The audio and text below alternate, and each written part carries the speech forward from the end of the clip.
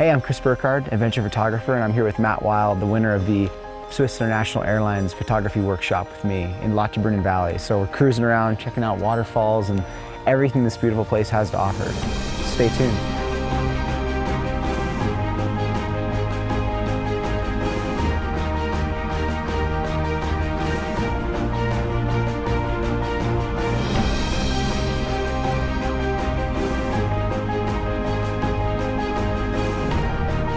So I'm Matt, and this is Kelsey.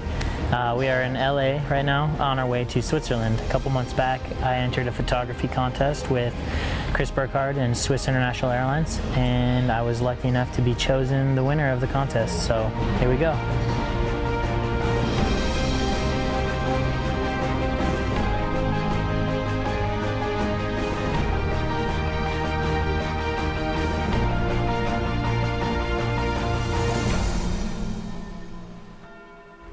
Hey, we arrived here last night in Lauterbrunnen. We're on our way to meet up with Chris and check out the valley.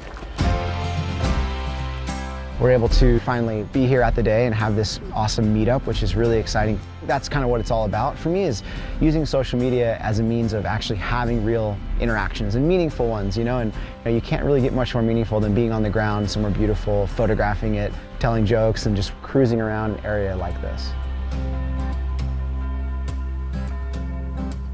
The whole reason for this contest was so that I could kind of fine-tune my photography skills and get some insight from a professional photographer and get some constructive criticism and take those lessons that I've learned from him and use them towards my photography on my trip.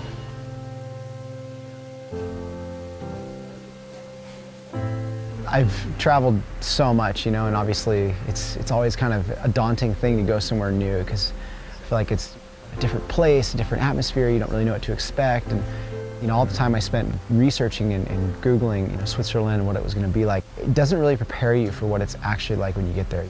The vastness of every single mountain range and valley is almost overwhelming to the point where it's hard to take a bad picture.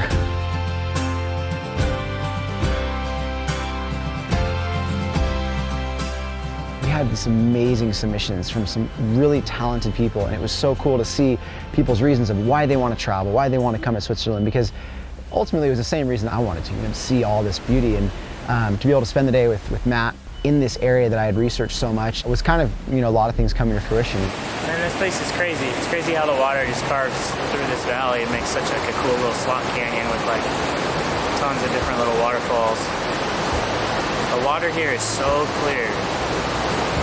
Looks delicious. It says a lot about being able to use photography as well as social media as a means of inspiring people and inspiring them to go places and to see things and to actually create real experiences, because if not, then all we're really doing is just getting a really good thumb exercise, and nobody really needs that. So it's like 30 minutes here, and this is like the spot.